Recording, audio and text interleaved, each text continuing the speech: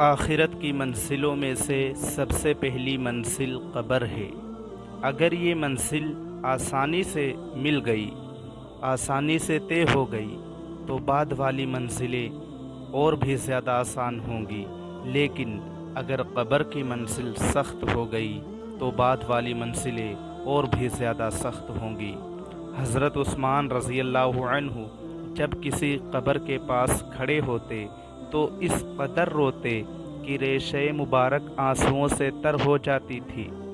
लोगों ने उनसे कहा कि आपके सामने जन्नत और दोज़ख का जिक्र होता है, जन्नत के सवाब और जहन्नम के अजाब का तज़किरा होता है, मगर इस पर आप इस कदर नहीं रोते जितना कब्र को देखकर रोते हैं। हज़रत उस्मान रज़ी अल्लाहु अन्हु ने इरशाद फरमाया, कब्र आखिरत की मंजिलों में से सबसे पहली मंजिल है। अगर इससे नजात मिल गई तो उसके बाद वाली मंजिलें उससे कहीं ज़्यादा आसान होंगी, लेकिन अगर इससे नजात ना मिली तो बाद वाला मरहला इससे भी ज़्यादा सख्त होगा। हुज़ूर सल्लल्लाहु अलैहि वसल्लम फरमाते हैं, मा रअयतु मंज़रन क़त्तु इल्ला वल क़ब्र अफ़ज़अु मिन्हु। मैंने कब्र से, आप सल्लल्लाहु अलैहि वसल्लम क्या फरमा रहे हैं, मैंने कब्र से ज़्यादा कोई खौफनाक मंज़र नहीं देखा। ये हुज़ूर सल्लल्लाहु अलैहि वसल्लम फरमा रहे हैं जिनसे कभी गुनाह नहीं होता, नबी के करीब गुनाह नहीं जाता, नबी बख्शे बख्शाए हैं। वो कह रहे हैं कि मैंने कब्र से ज़्यादा कोई खौफनाक मंज़र नहीं देखा। मेरे मोहतरम अज़ीज़ दोस्तों, कोई दिन ऐसा नहीं गुज़रता कि जब कब्र ये ना कहती हो, मैं बेगानगी का घर हूँ, मैं तन्हाई का घर हूँ, मैं मिट्टी का घर हूँ, मैं कीड़े मकीड़ों का घर हूँ। जब मोमिन बंदा दफन किया जाता है कब्र में तो उससे कब्र कहती है कि तेरा आना मुबारक हो। मेरी पुश्त पर जो लोग चलते थे तू उनमें सबसे ज़्यादा महबूब था, सबसे ज़्यादा मुझे प्यारा था। अब जबकि तू मेरे सुपुर्द किया गया है, मेरे हवाले किया गया है, तो देखना कि मैं तेरे साथ कितना अच्छा सलूक करती हूँ। उसके बाद जहाँ तक उस मुर्दे की कब्र में निगाह जाती है, निगाह पहुँचती है, कब्र को कुशादा कर दिया जाता है और जन्नत का दरवाज़ा खोल दिया जाता है।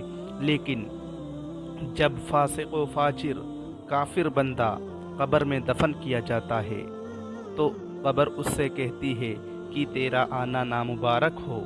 जो लोग मेरी पुश्त पर चलते थे तू उनमें मेरे नज़दीक सबसे ज़्यादा मबगूज़ था, सबसे ज़्यादा नापसंदीदा था।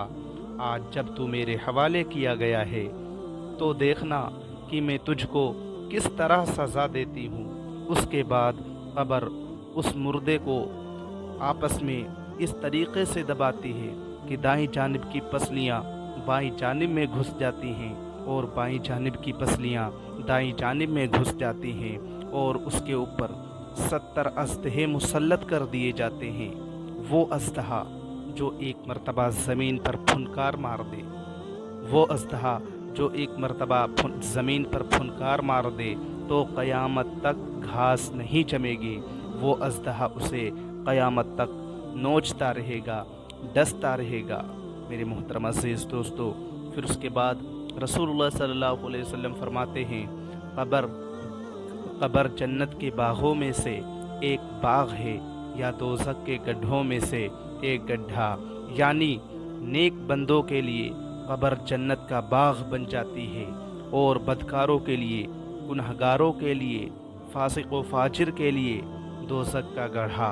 अब ये इंसान को सोचना चाहिए, गौर व फिक्र करना चाहिए।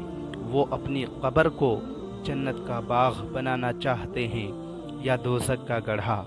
कब्र बज़ाते खुद ना जन्नत का बाग है ना दोज़ख का गड्ढा। इंसान का अमल ही अपनी कब्र को जन्नत का बाग या दोज़ख का गड्ढा बनाता है। अब हम लोग जैसे अमल करेंगे वैसे हमारे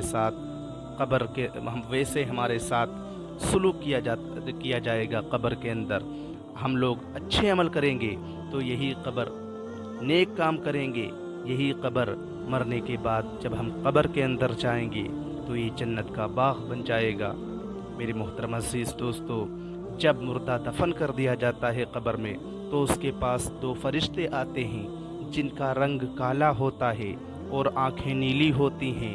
ان میں سے ایک کو منکر دوسرے کو نکیر کہتے ہیں۔ وہ مردے سے 3 سوالات کرتے ہیں: من رب کا، تمہارا رب کون ہے؟ اگر وہ رب چاہے زندگی گزارتا ہے دنیا میں تو کہتا ہے